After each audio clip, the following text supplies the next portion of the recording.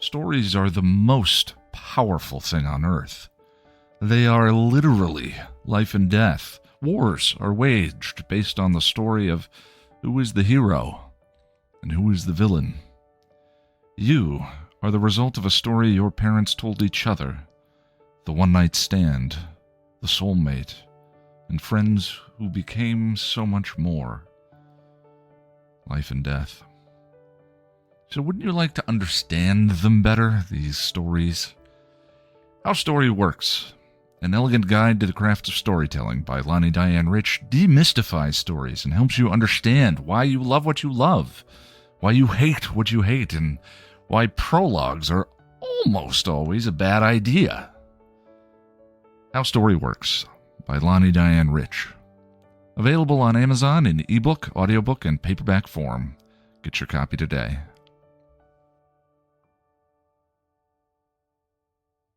Oh, Noelle, are you okay? I just miss her so much. Who? What happened? Darla.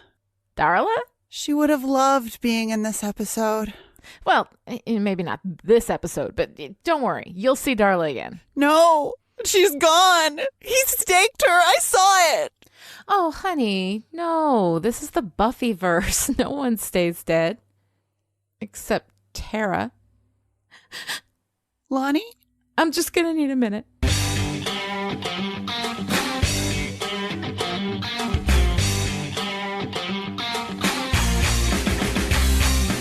Welcome to Still Pretty, a Buffy the Vampire Slayer podcast. I'm story expert Lani Diane Rich of Chipperish Media.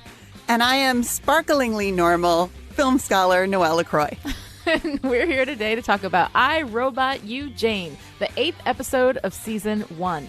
I, Robot You, Jane was written by Ashley Gable and Thomas A. Swiden, who will return as a team to write Out of Mind, Out of Sight later this season.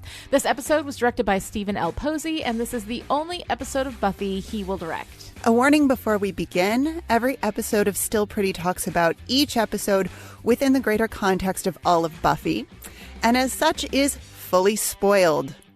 All right, let's go on patrol.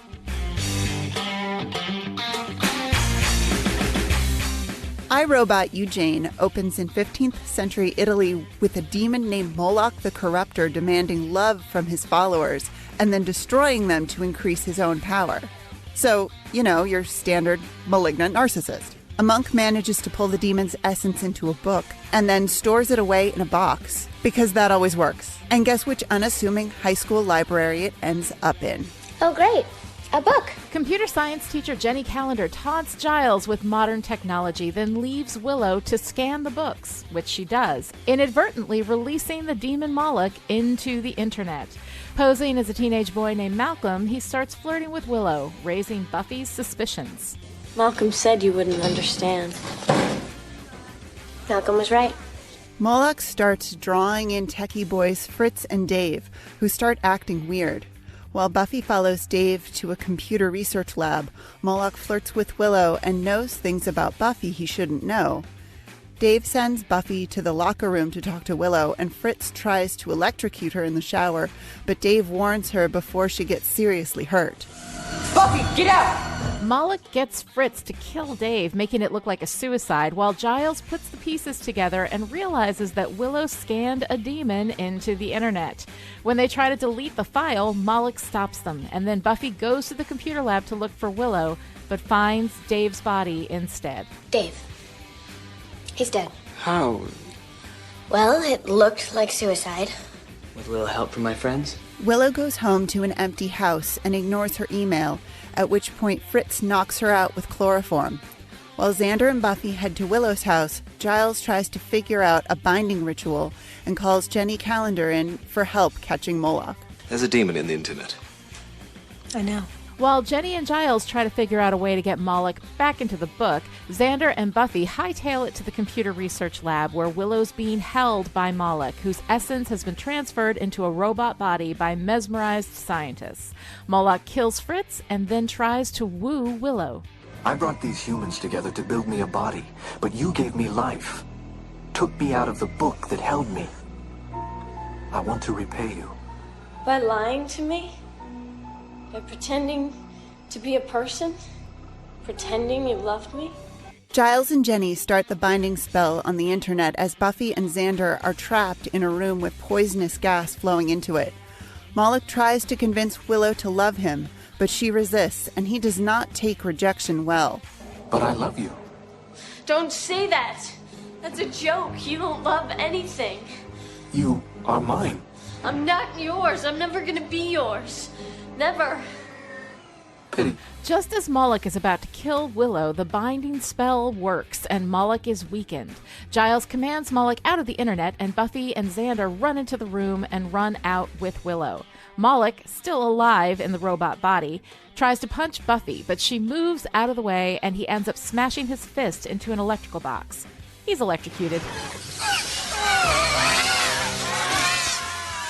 At school the next day, Giles and Jenny flirt while Xander, Willow, and Buffy contemplate the romantic implications of life on the Hellmouth. Let's face it, none of us are ever going to have a happy, normal relationship. We're doomed. Yeah.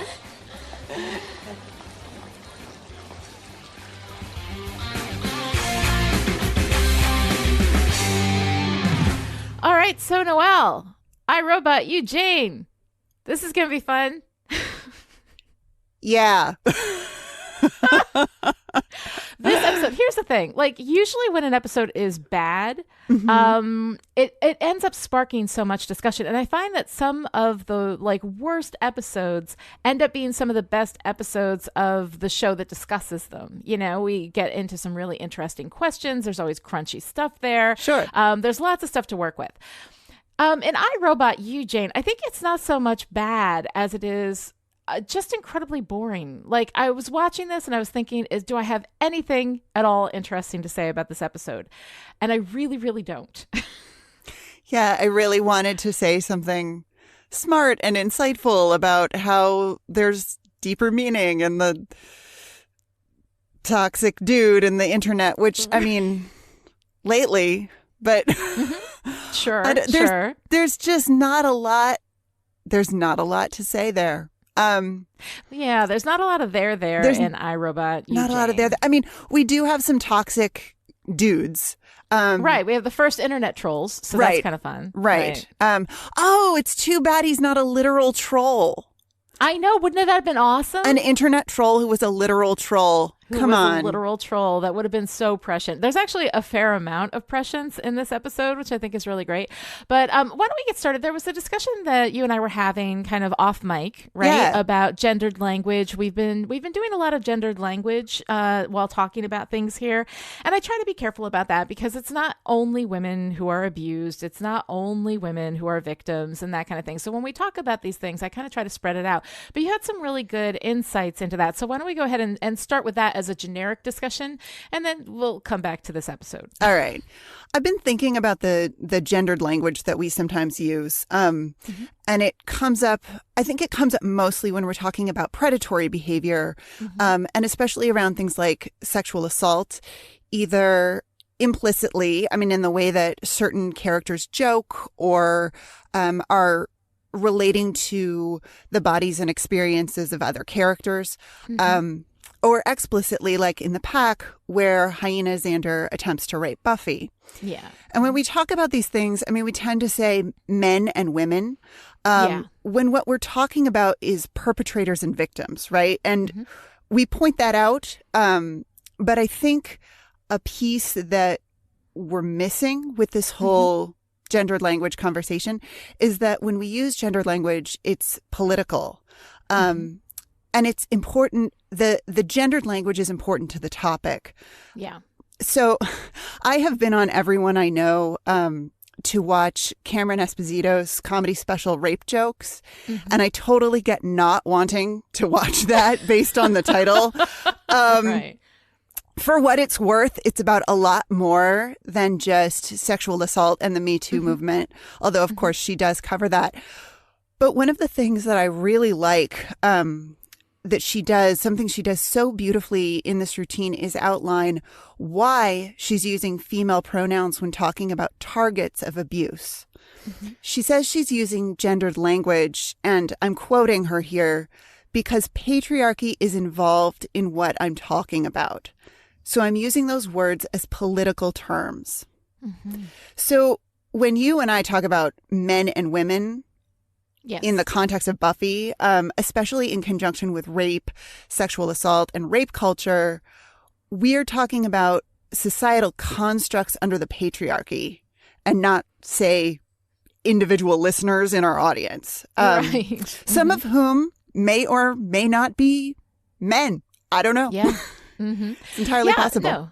Yeah, I understand. I think that's completely right. Like, that absolutely makes sense. And that's why most of the time when I talk about it, I try to acknowledge the gendered language, but I will still use, women and men and female pronouns and all that kind of stuff. But the thing is, for me, like, having been a victim of this exact thing, I sympathize a lot with people who are victims, and men who are victims of this stuff are typically it has this emasculating effect. Like, if they admit that they've been through this stuff, they're not real men, that men can avoid being victims, but women can't. So there are things involved in that I have objections to. I think that recently Terry Crews coming out talking about the sexual abuse that he endured has been incredibly empowering. So the only thing, like, I completely agree with all of those points, but the only thing I don't want to do is I don't want to contribute to this idea that that men can't be victims, that it makes them less of men if they are victims, and that any victim is absolutely included in everything that we're talking about here. Like, there's space. Any victim has space with me, to talk about that experience and to be validated in that experience. So, I see both sides of it, but I do feel like I want to be very careful that any man who happens to be in the audience who hears, this discussion does not feel, in addition to whatever he's experienced as a victim, right? And as a survivor, doesn't feel excluded from the empathy, doesn't feel like there's no space for him to have his experience validated. So that's kind of like where I flip back and forth on this. And I think it's just something that we're going to acknowledge as we move forward, that anybody listening should know, if you are a victim, regardless of your gender, wherever your gender identity falls, there is a space for you in this discussion, and in no way are we excluding you. That said, the idea of this being political and about the patriarchy, I think, has extreme value, because let's face it, most victims are women. Most victims have this experience at the hands of men, who are most of the perpetrators. Like, that's mostly where it comes from. And the reason why we have that is simply because of the power dynamics that are installed because of the patriarchy. So these are important things that we do need to acknowledge, while at the same time making room for anybody who is a victim or a survivor. Absolutely. And simply the fact that this perception is that if a man is assaulted, that he is somehow less of a man. Right. That that having someone prey upon you reduces you not just as a human, but as a man. I mean, we talk about that in the context of Buffy, that there's this hierarchy of humanity, at least in Xander's mind, when he says that Cordelia doesn't acknowledge him as a person. Or doesn't, but even worse, as a man, right? Like, he equates being acknowledged as a man more important than being acknowledged as a person. Yes. And I mean, that is a patriarchal idea too. The idea that you're less of a man if you've been assaulted, that comes from the so you're also a victim of the patriarchy. Absolutely. Even as a man. Yes. Men are victims of it too. Yes. Which is exactly, that was exactly what I wanted to get at, not in the, we're not using gendered language to erase anyone or anyone's experience, but that the patriarchy itself tends to erase these experiences. Oh, absolutely. Especially, the patriarchy loves to erase the ways in which it fails men, right? Yes. Because of course,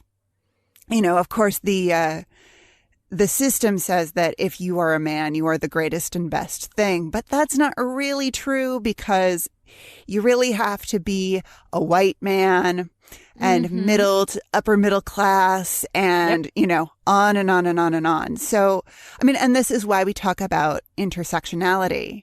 We can't talk only about sexism. We can't talk only about racism or violence against LGBTQIA plus people. Right. Did I get them all? I don't know, but we mean to get them all. Yes. I always say LGBTQ plus because I just can't. I mean to embrace every identity across the thing, but after a while it becomes a little bit onerous to make sure. So we always mean to get them all. We mean everyone. We are including all of you. Everyone. It's just hard to list them all sometimes and know which ones need to be mentioned. And I'm sure I missed some, and that's never the intention. It's all good. It's all good.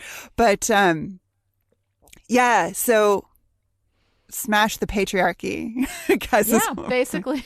Smash the patriarchy. It's damaging to everybody. Like any system that relies on the belief in a hierarchy of human value, regardless of where you place that hierarchy, is something that hurts everybody involved. Everybody involved is diminished by that. And I think it's something that we're making a lot of progress on, in recent years, which is really, really good.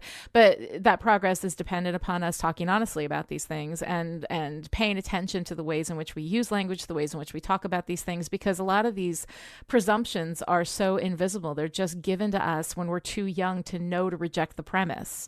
So we accept these things and it becomes internalized, and sometimes you don't realize it, So it is important to talk about it. It is important to pay attention to the language that we use. And so we just wanted to basically have that discussion so that you guys know what our intention is, and why, we're using the language that we use, because it's really important. And that all taken care of, that all discussed. I guess we should talk about the episode. Yeah. Maybe? Yeah, I guess. All right. So where are we going to start? Oh gosh. Yeah, I got nothing. Let's talk about. No, I got nothing. Let's. So we introduce a new character. Yes. We've got Jenny Calendar coming in. Yeah. How do you feel about Jenny Calendar, Lani? Okay, here's the thing. I don't like Jenny Calendar. I do like the role that she plays later on. I do like that she expands Giles' world a little bit. But that's like a season 2 thing. Yeah. Right now, what she is the sassy, challenging. She's basically a stereotype as opposed to a real character. I also do not particularly care for Robbie Lamort's performance and portrayal of Jenny Calendar. She does this thing that I've seen a lot in female characters, where it's it's so self-aware. Look at me being so sassy, and she's being incredibly rude to Giles. And he's not being rude to her. He just doesn't like computers. He doesn't like technology, and she is treating him like he's stupid. She's talking down to him. Instead of saying, "Hey, but here's another way to look at it. This is what I love." Instead of being like, "This is what I love about it. Let me share that with you." It's like, "You're really stupid for not loving this thing. Let me tell you why." And it's that difference that makes me really. She's like nails on a chalkboard for me. Every scene she's in, and I've wanted to like her. I've wanted desperately to like her. I like her in season 2, right before she bites it. Yeah. There's some good vulnerability from her there. She is trying to do the right thing, but she's already caught up in what she's been doing all along. And so there's all that sort of stuff that comes in season 2, where I actually do start to like her right before, Angelus kills her, Yeah. And so, I mean, there's that, but this stuff I don't enjoy at all. Yeah. No, I agree with you completely. She is so hostile right from the get-go. And I know that is a word that gets hurled at women more than it does at men. And see what I did there? Bringing it back. Political terms. This is what we're doing. But that's right. But it really feels like there's no reason for it. Except to maybe suggest that she's part of the problem in the episode. Yeah. But I mean, here's the thing about the problem in the episode. I don't love it when the audience knows what's up and then we just have to wait for the characters to figure it out. Yeah. Well, I mean, that's, dramatic irony. Yeah.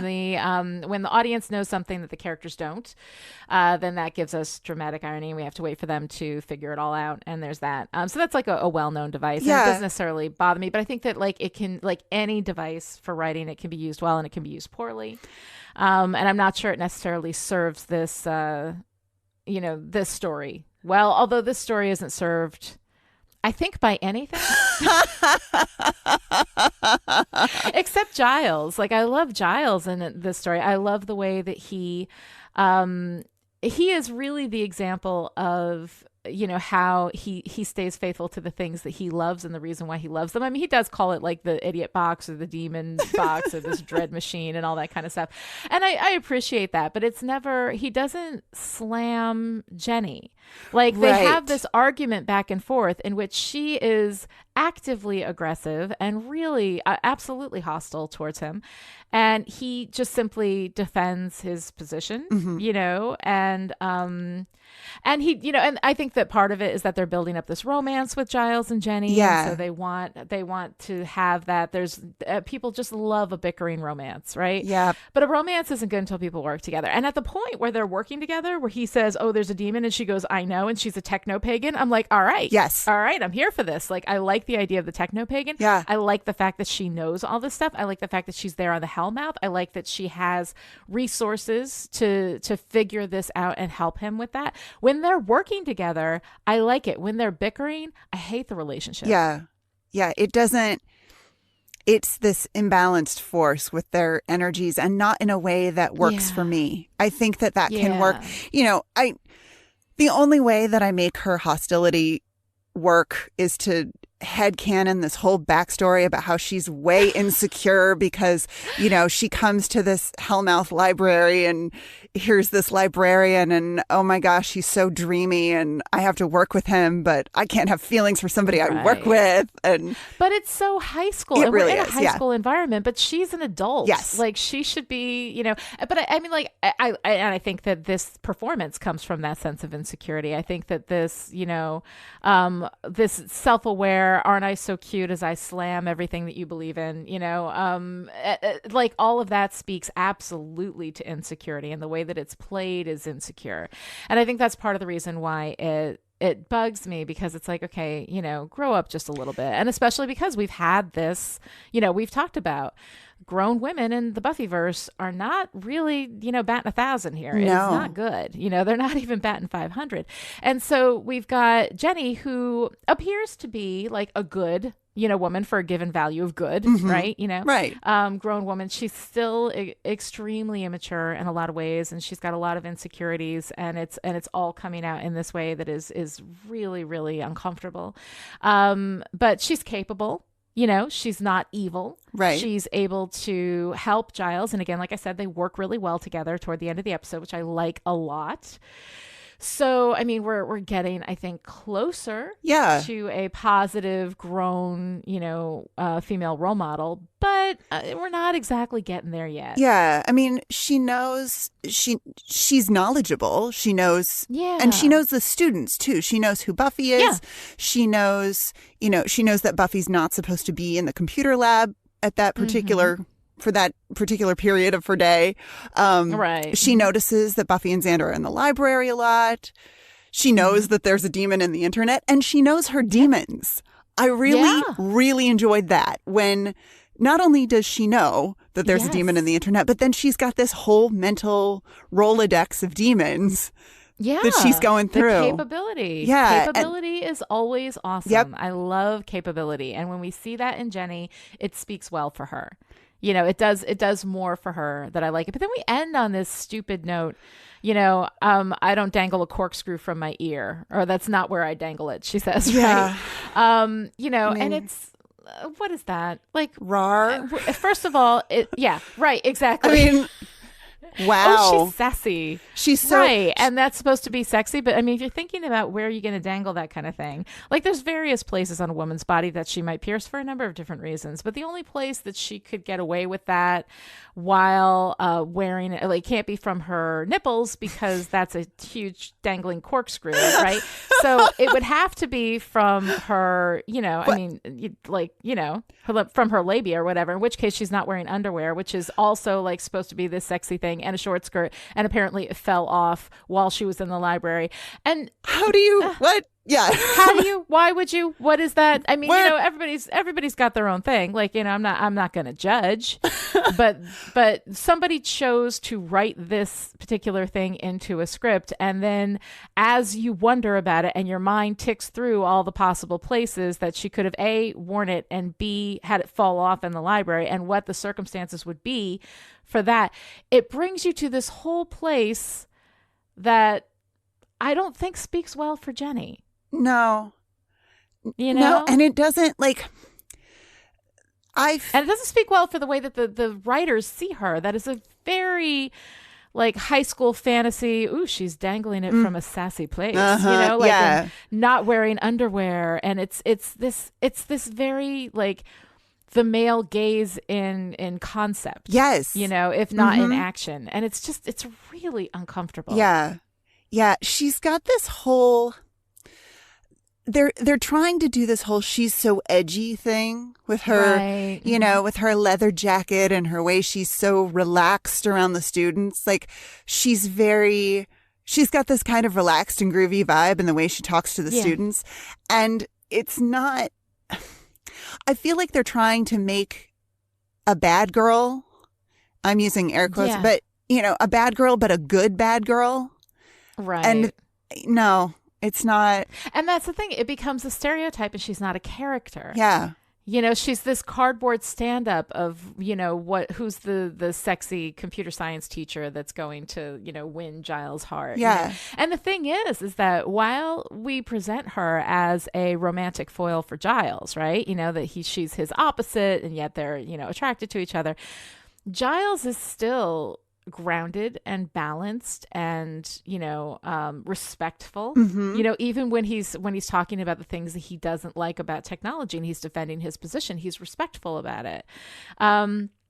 So yeah, I don't know. It's just like it's I like that Giles is going to be having an adult to hang out with, except that she doesn't read as an adult. She doesn't read as a person. She reads as a compilation of quirks and male gaze, made into something that is somewhat human and yet not. Yeah. So it's really flat. It's really stereotypical. It's not enjoyable, and it's not worthy of Giles. Like, I want Giles to have a woman who is worthy of him. And this isn't it. Yeah. Yeah. It's true.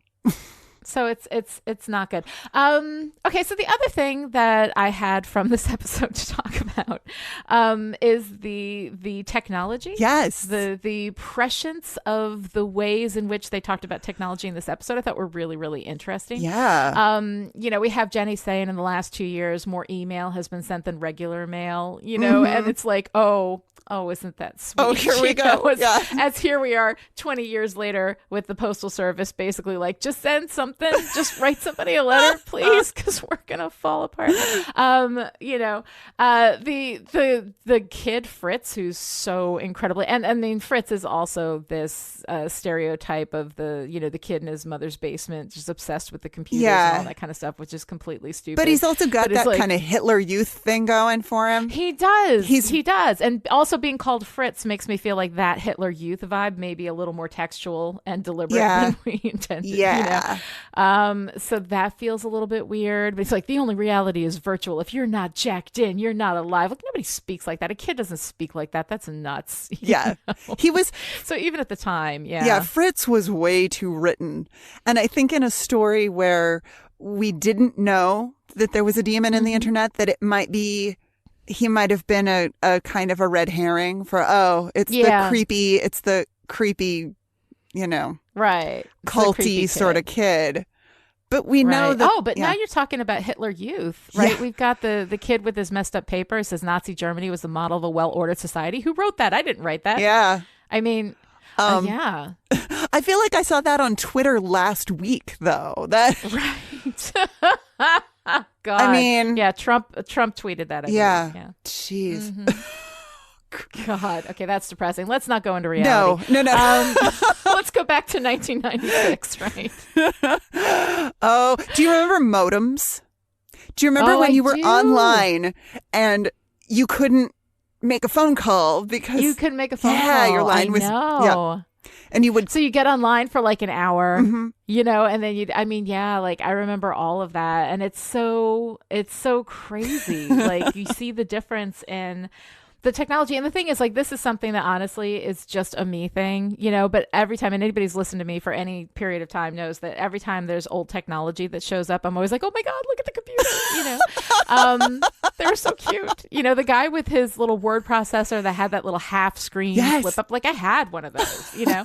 I went to college with one of those. Fancy. It was, yeah, right. You know, I mean, it was crazy. So I look at all this stuff and I'm just like, man, you know, it's the way the technology has moved and how quickly it has moved and the ways in which it has transformed our society and, you know, globalized everything. And I mean, it is, I think this era is the most transformative in all of human history as far as how much has changed and how fast it has all changed. I think it was part of the reason why people are freaking out. But it's just fascinating when you go back and you see, you know, at the beginning, what people saw, how they looked at that kind of stuff and how like truly prescient it was. We have this surveillance society, right, where Moloch is able to watch them through cameras, listening to conversations.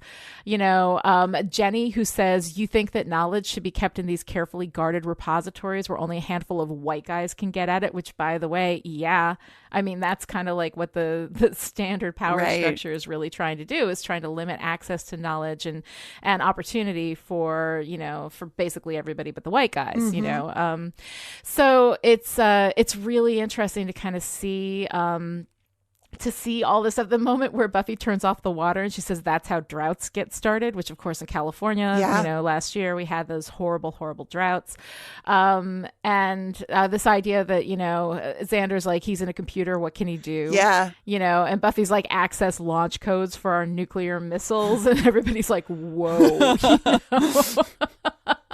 So, I mean, like all of these things that technology that we've kind of seen, you know, come to pass were in this episode. Like they did see a lot of where this stuff was going. And I thought that was really interesting. Yeah. And even within the episode, technology grows over the course of the story. I mean, we start out with, you know, Moloch gets scanned into the computer and then he's just text on a screen. And then he's text interacting with others on the screen. And then we have that really odd scene. It feels odd to me. Yes. Willow talking to the computer. Like she's messaging with Moloch. Right. And the computer is talking to her now. And she's talking back to it. And I think that's a POV thing. Yeah. I think that's where like what they're actually doing is typing, but because we're so deep in her POV, we are experiencing the conversation in that way. Right. You know, because that's how you experience when you're texting back and forth with somebody. You hear, if you know their voice, you hear their voice, you know, when they're texting you stuff. So, so that, like, I understood that's kind of a device of, you know, a visual medium. Sure. You know, sometimes you gotta bend it a little bit to get at what it feels like, not necessarily what it is. Right. And that's what you're going for. Yeah. And that presence grows. Yeah. So he's, you know, he becomes, as Moloch becomes more a part of the high school. Yeah. And we start to see, you know, well, like when Dave goes into the computer lab and just starts screaming at the computer, he's not even typing anymore. He's just talking to the computer and the computer's talking back to him. It really, you know, it feels like, all right, we've gotten past the need to even type or sit. Right. You know, I'm just talking and this machine is talking back to me. Head.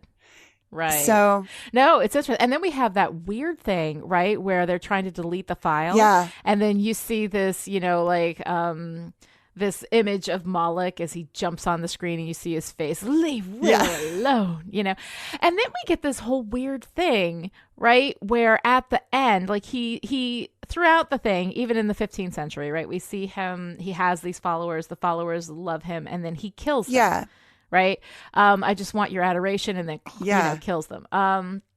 So with Willow, though, he does seem to say that because she was the one who freed him, that he has a sense of debt and gratitude, and that he genuinely has feelings for her, right? And I don't know that he's trying to convince her of that because he needs her to love him before he kills her, if there's something in that. But it does seem like he's trying to make an argument for him actually loving her. Yeah. Which is weird. It's really weird. It's really weird. Yeah. And I don't know what to make of it at all. Yeah. Yeah. But she stands up to him like I know. crazy. I mean, and Willow, I didn't write notes about Willow because I just love Willow so much, but she's just like an exposed nerve at the beginning of this episode. She's so vulnerable. And then by the end, she's fighting him off with the fire extinguisher. And when he knocks it out of her hand, she doesn't back down. He has to pick her up and throw her to get her to stop fighting him. Right. And she resists him mentally as well, which seems to be the big battle, right? Because Fritz and Dave, he took over. Although Dave did stand up to him. Yeah. Like, Dave wasn't completely under his power, because when it came to hurting Buffy, he was like, she's not a threat to you. Why do you need to hurt her? So Dave actually had that, had the ability to resist him a little bit too mentally, because it does seem like a brainwashing thing. Yeah, it really does. Right. And Willow was into it in the beginning, but then he says the stuff about Buffy and she's like, yeah, you shouldn't know that. This is weird. And she starts distancing herself. She goes home and you've got mail, but she turns it off. Yeah. Right. So she's resisting him mentally, which is something that speaks to her strength and her personal, sense of self, that she's not going to allow herself to be, manipulated by this guy, which, I think speaks really well of Willow. Yeah. We talk about Shadow Xander, but I think we maybe need to talk about, like, I don't know, Strong Willow or Power Willow. Power right. Willow. Yeah. Yeah. She's really impressive in this episode. Although it's funny, her vulnerability about not being experienced in this area of life. She says she doesn't have boys chasing after her. And I have to tell you, I watched this episode with a boy who was deeply offended on Willow's behalf that she had not had all of the lovely humans of all genders fawning over her. Yes. He took that very personally. Oh yeah. No, but I mean, Willow is TV geek girl. Like, Oh yeah. But she's so good in those moments of, why won't you let me have this? Like, she's having this. I really, really buy the in love feelings or the in infatuation feelings when we first see her just sort of dreamily walking through the hallway and Buffy is, flitting all around her like a bumblebee. Tell me all about him, and, but I love how dreamy this is for her, because this is her first connection in this way. And it feels really, really, I want to say accurate, but I feel like I have felt those feelings. I feel like I have seen that in other people. And it's just, I love the way that it's portrayed. And then her not just anger and frustration, but her sadness when Buffy starts to question this. And Buffy's being a good friend. How much do you really know about this guy? she's Right. kind of in, I like Buffy in kind of, mom voice mode. Like, Yeah, Willow, right. come on now. Yeah. But Willow is just fantastic. And she's so, she's over and over again, we see her being so courageous and brave and really willing to just jump into whatever dangerous situation is going on. Yeah. She is the one who draws Darla's fire away from Buffy. She's the one who tells Buffy that it's a trap at the hyena house. She's the one. I mean, over and over and over again, we see Willow risk her own safety, Right. for her friends, and I just think that's phenomenal. Yeah, I mean, she's incredibly strong. She's incredibly brave, with no supernatural element, yet, right? Yeah. We're gonna see her pursue supernatural stuff, but right now she is the very the kind of the mundane power, right? The power that comes from a personal sense of right and wrong, from loyalty, from courage, intelligence and capability. These are all things that Willow brings, right from the start, and she's so great. And her whole thing with Xander too. Yeah. She has this crush on Xander, but she never feels like when he likes Buffy, she's just like, okay, that's like, she's obviously, wishes that he was into her, but she's not jealous and nasty and entitled to his affections. She's, she wants him to have what he wants, but she also knows that Buffy is not into Xander, so that makes that a little bit easier too. But she's a really good friend to Xander, in supporting him, loving who he loves. Yeah. Right. And if it's not her, it's not her. I mean, until we get, later. Right. When we get to the whole Cordelia thing, and she's highly offended, not because he's with someone else, but because he's with Cordelia. Yeah. Like, she's okay with him choosing Buffy over her because it's Buffy. But she's also like, you choose Cordelia over me? Like, no, so that's really interesting when we get there.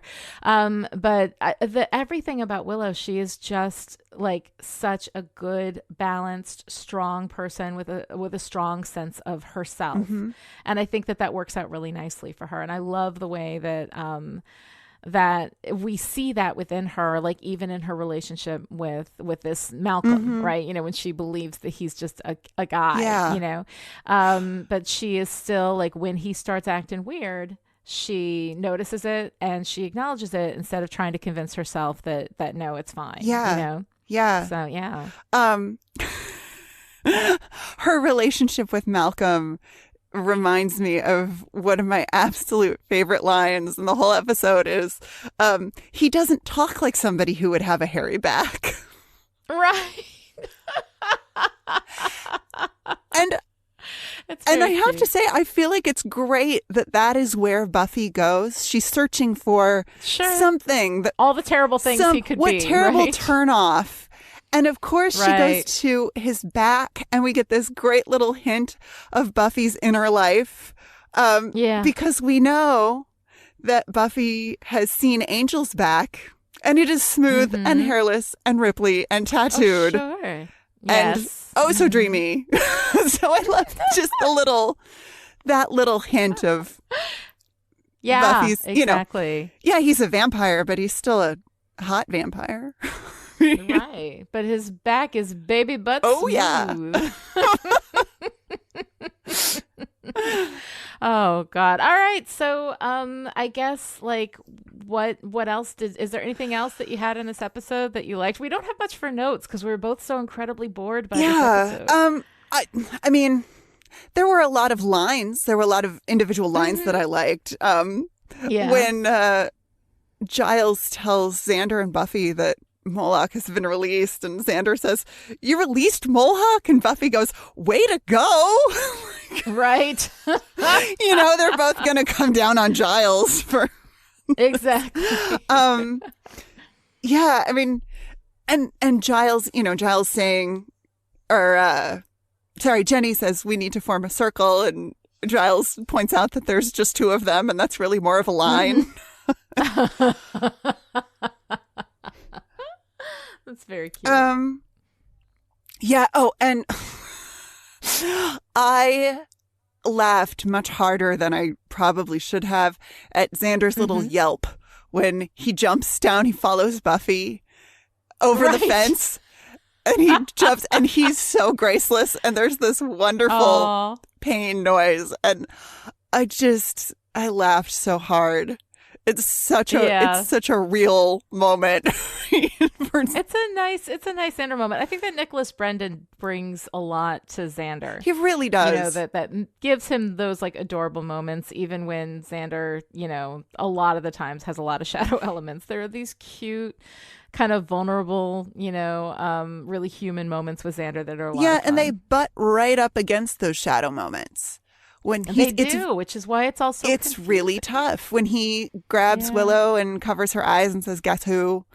And she says, "Xander," and he says, "Right, but guess again." And then shortly, it's this very cute, sort of playful interaction, and then right after that, he's pouty about being abandoned because Willow is going to go talk to Malcolm, and Buffy's going to go slay vampires, and why is poor me all alone. It's like, Xander, you could get a hobby. You could sure you could join the AV club. Ain't nothing there's stuff to do, right? But yeah, Nicholas Brendan is really, really good, and I think that as much as I dislike Xander, I really like Xander because the performance is so excellent. Well, the performance is so good, and when Xander isn't Shadow Xander, like, he's adorable. He's sweet, and he's funny, and he's charming, and he's he's Xander. Like, he's your classic sort of beta male guy, which is something I always fall for. Give me sweet and funny and charming, and man, I will fall for anything. For the members of the studio audience who are me, what are we doing? Right. It's so cute. He is really, really cute. All right. So did you have anything for the What Are You Wearing segment, talking about the fashion and the costuming choices? A lot of things you see that I never see. What do we got? There's always on the show, there's lots of mirroring with color. Buffy wears light blue. Dave wears light blue. And we get this idea that maybe Dave is not a bad guy. Aligned. But my favorite moment of costuming is when Willow tells Buffy about Malcolm. She's wearing this shirt with an adorable little robot on it. Oh, it's very cute. I didn't notice it's that. It's very cute. Yeah. Oh. But there's not a whole lot here. I mean, not a lot in the costume. Yeah, Willow. I mean, Willow wears a lot of purple in this episode, which might just be, might be partly that Allison Hannigan looks good in purple, but she wears these great purple tights at one point, and there are a couple purple sweaters, and of course, as my almost 6-year-old will tell you, purple is a royal color. Oh, it's so she's. It's also a courageous color, so we've got that going for us. But yeah, I don't feel like there's a lot of deep meaning in this episode. And in this episode, not a lot. So for Arg the Patriarchy, what do you got for that? Which is a real section in our real notes. It's a real section in our notes. Arg the Patriarchy. My God. What do you got? Okay. All right. So, I mean, and when I say that I wanted to say something really, really smart about this episode, yes. I wanted to say something about, men, here I go again with gendered language, men, people being predatory on the internet and what that, the various forms that can take. And one of the things that jumped right out at me was Malcolm's message to Willow. He says, "No more waiting. I need you to see me." And I had this like, kind of reaction to that, and it reminded me of the upswing in the online, the idea of the dick pic as unsolicited dick pic. Unsolicited. I need you to see me. I think I need to exactly. Oh God, pardon the word choice, but I need to insert myself into your experience. Yes. I am going to expose you to this whether you want it or not. Right. And which is different. Like, Yeah. you know, a solicited yeah. thing between two consenting adults. Bring 'em y'all on. Go for it. Yeah. That's great. Right. Exactly. It is specific to the unsolicited dick pic where a man feels that he has the right to send, you know, something like that to somebody over the internet, you know, unrequested. That's not okay.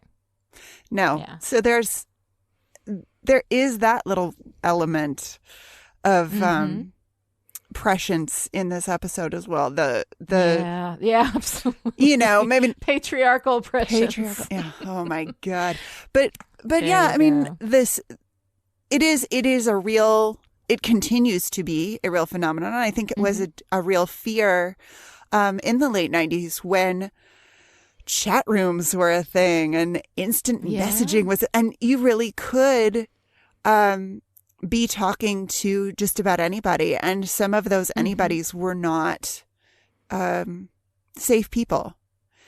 Yeah. So, Yeah. you know, there's that real fear there and that real threat. Yeah. Do we want to talk about girl power? Because We always want to talk about girl power, but we've kind of already hit on it, right? I mean, it's Willow being able to resist where so many other people have not been able to resist, you know, and her standing up to Moloch, I think, has been really incredible. Did you see any other girl power in the week? I mean, Willow, always Willow. Something that Always came up for me while you were talking about how Willow relates to Xander and Buffy was the realization that Willow could very easily see Buffy as a threat to her, as as competition for Xander's affection. But Willow is nothing but kind and friendly to Buffy. In fact, they're really good friends. I like the way they are together. Because Willow doesn't feel entitled to Xander's affection, and she knows Buffy, and Buffy's great, and she likes Buffy, so she's not going to, you know, to be possessive like that, which I think really speaks well of Willow. Yeah. Well, and it's unusual. I mean, in storytelling, we love to uphold this. Let's go for the conflict wherever we can get it. And we love to uphold the patriarchal idea that women and girls are always fighting each other. That it's, you know, that if another woman wants what I want, or if a man that I want wants another woman, that woman is my competition, that she's my enemy. And that is false.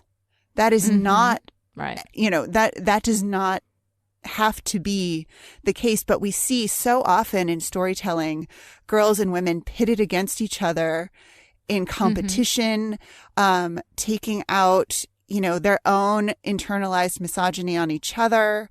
And I'm not saying we don't see that on Buffy. I think that does happen on Buffy. But Willow's narrative, you know, her overarching narrative, I think, is a really interesting one in that regard. Right.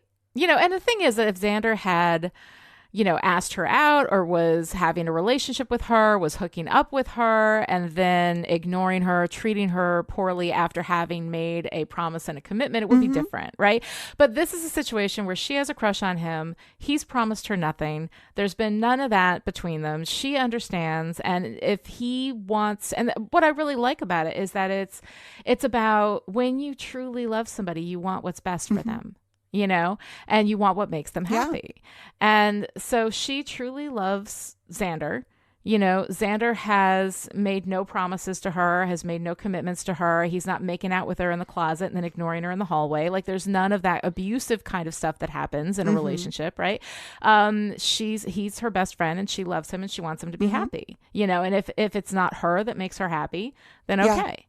Right? You know, it's not great. She's not happy about it, but she's also not being entitled to his affections, which is a really interesting foil to the way in which Xander feels completely entitled to Buffy, which also She's done nothing with him. She has made him no promises. She's not making out with him in the closet and then ignoring him in the hallway. Like, there's none of this stuff happening, you know, like it's the same thing.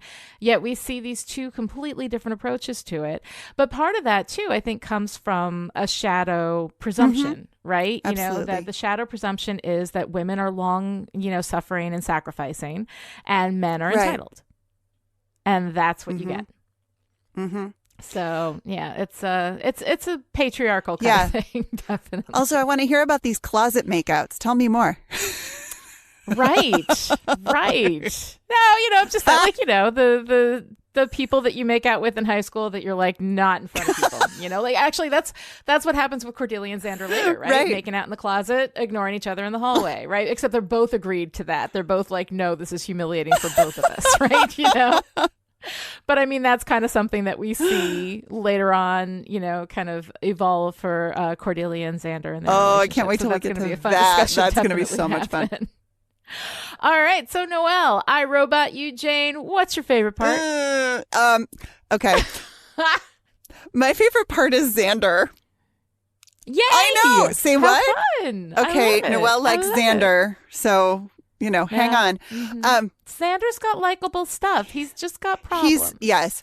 I absolutely love it when he is talking to Buffy about Willow and talking to this guy and, you know, he could be anybody. Why does, you know, and he says, I could say I'm a high school student. And Buffy says, you are a high school student.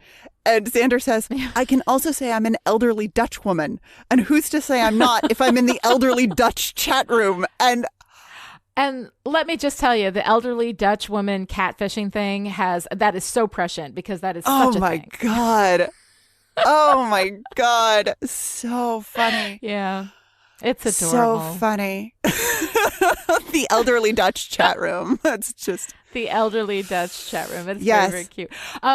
Yeah, so my favorite part is Giles when he's talking about books and knowledge. Like, you know, we have this whole, you know, technology versus the old way, you know, kind of argument going on between Jenny and Giles throughout the episode. And Giles is always on the back foot. He's always just made uncomfortable by technology, and yet he hasn't really explained why, you know. And then at the end, we have this lovely interaction with him and Jenny, and he says, smell is the most powerful trigger to the memory there is. A certain flower or a whiff of smoke can bring up experiences long forgotten. Books smell musty and rich. The knowledge gained from a computer it has no texture, no context. It's there and then it's gone. If it's to last, then the getting of knowledge should be tangible. It should be smelly. Right. Yeah.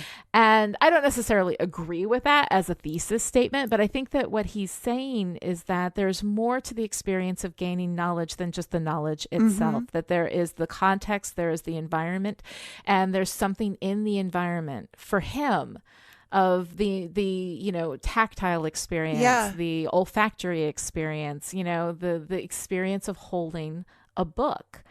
And I like the way that he expresses that. I love the way that he expresses that without slamming her. The way that every time she makes one of her points, she's slamming him and calling him an old fogey and a Luddite and whatever. And he's just saying, and again, this is the thing. This is the difference. When you have a disagreement and you're like, this is why I love it, you know, as opposed to this is why you're an idiot for not loving it. That's the argument. Like when you can say, I love this because, you know, and just share that with somebody, even though you see that they don't see things the same way, it opens up a discussion and a disagreement in a way that slamming somebody for not agreeing with you shuts everything down. You know, this is why I believe in this. This is why this has meaning to me, you know, and I think that that's actually something that we can bring into, you know, the kinds of discussions that we're having, you know, just in general in our culture today, is that it's not like you're an idiot, you're terrible, you know, you're all of these horrible things. It's I believe in this because, you know, this is why this is important to me. I think it's a much more compelling way to make an argument.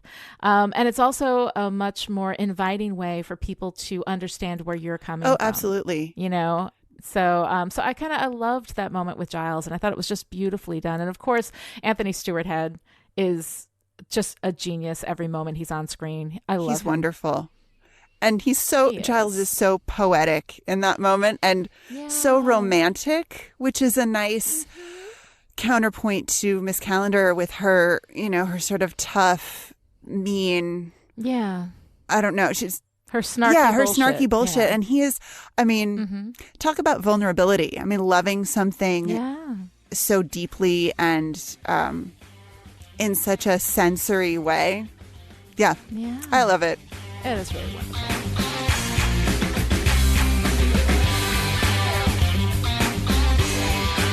All right, that's it for today. To join in the discussion on Twitter, follow Lani at Lani Diane Rich and me at Noelle LaCroix and use the hashtag StillPretty. You can also visit the Chipperish forums. Go to chipperish.com, click on forum, and join in the fun.